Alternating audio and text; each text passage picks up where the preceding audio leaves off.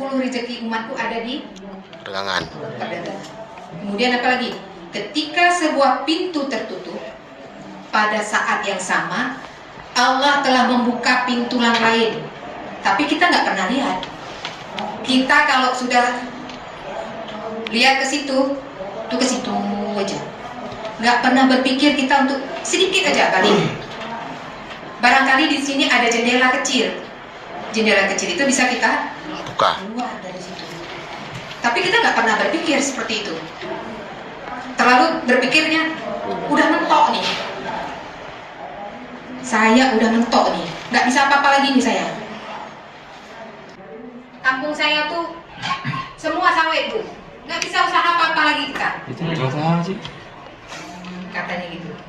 Saya bilang bapak selalu menghadap ini kan.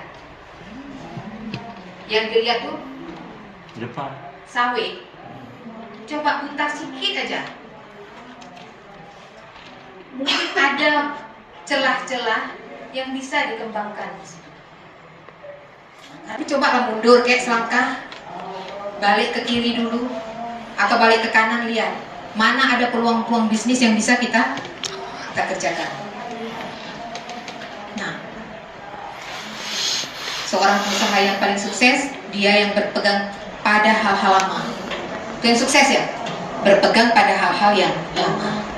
Tapi selama hal itu masih baik. Tapi kalau ada hal yang lebih baru dan terbukti itu lebih baik, itu bisa kita kerjakan. Nah Bapak Ibu, kadang kita belajar itu bukan hanya belajar dari itu. Dari anak kecil pun kita biasa belajar kan. Dari anak-anak pulang sekolah, dia pasti bilang, Bu, Bapak, Ibu tadi diajarkan ini. Mungkin kita dulu nggak pernah dapat waktu di sekolah. Ternyata anak kita dapat. Bah, kita yang belajar dari Dia. saling percaya. Mitra juga begitu. Saling percaya deh. Kalau nggak percaya bubar. Kemudian sukarela. Sukarela nggak Bu? Dinikahin sama Bapak? Iya kan? Sukarela. Jadi kalau ada paksaan, itu bukan bermitra, ya. Kemudian disiplin dan saling mematuhi kesepakatan yang ditetapkan. Mematuhi kesepakatan nggak? Mematuhi. Apa Pak? Contohnya? Kesepakatannya Pak? Bagi hasil. Anak sama-sama. Bikin usaha sama-sama. Itu bisanya ya. Kemudian berorientasi mencari keuntungan jangka panjang. Waktu nikah mau berorientasi jangka panjang enggak? Apa sebulan aja? Seumur hidup. Berarti ada orientasi untuk jangka panjang. Begitu juga pernikahan.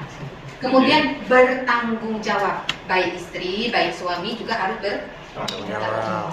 Mitra gitu juga. Masing-masing punya tanggung jawabnya. Ya, kemudian saling memperkuat, memiliki kedudukan dan posisi yang sama setara. Sama nggak Pak merasa posisi setara dengan istri? Sama. Ya, nggak mungkin Bapak merasa lebih tinggi Bapak daripada istri, kan gitu? Ukurannya mungkin. Ukurannya mungkin. Merasa. Oke. Tujuannya apa kalau kita bermitra dalam bisnis itu? Bisa meningkatkan pendapatan. Ya. Oh mungkin tadi saya punya uang saya segitu aja. Tapi kalau saya sudah gabung dengan bisnis, mungkin uang saya bisa bertambah. Orang bisa kerja, tapi tidak punya modal. Itu bisa kolaborasi.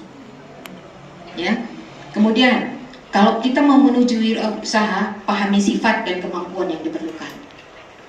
Oh mau kita buat apa nih? Kemampuan kita sampai mana? Ada nggak SDM kita di kampung, ya kan?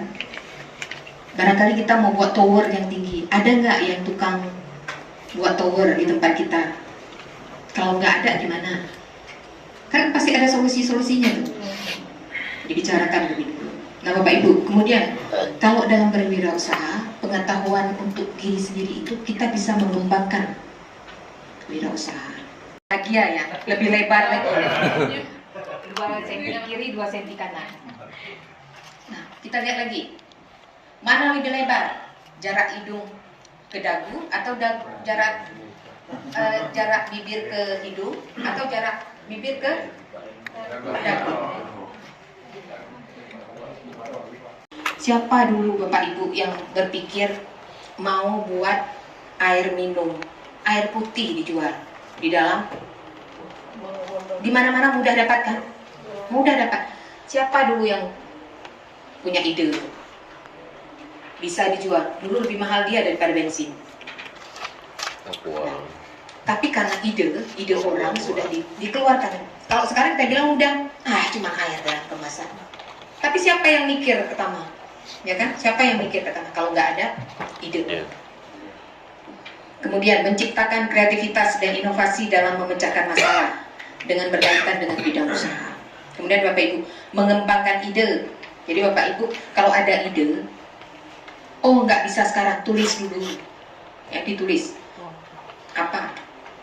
Kemudian meningkatkan jumlah wirausaha yang berkualitas, mendukung munculnya usaha-usaha kecil, membuka lapangan pekerjaan. Saya ingat beberapa tahun yang lalu setelah tsunami, saya kebetulan bekerja dengan FAO.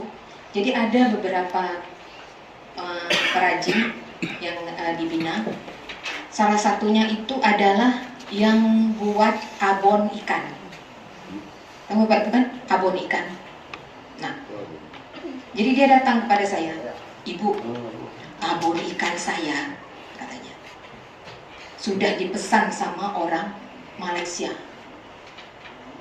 Wah, kita karena binaan merasa senang kan? Saya tanya, "Wah, kapan mulainya?" Nggak jadi, Bu. Kenapa nggak jadi? Dia minta 500 kilo, Bu. Loh, kenapa? Kan itu bisa. Pas dibilang 500 kilo kan, wah, kayaknya gimana gitu. Mana sanggup saya, Bu, katanya. Jadi kalau buat abon itu, dari 1 kilo cuma bisa dihasilnya 30 gram. 300 gram dari 1 kilo. Cuma 3 ton. Jadi cuma sepertiganya dari ikan, ya, dari ikan sekilo, jadi abonnya tuh 3 on.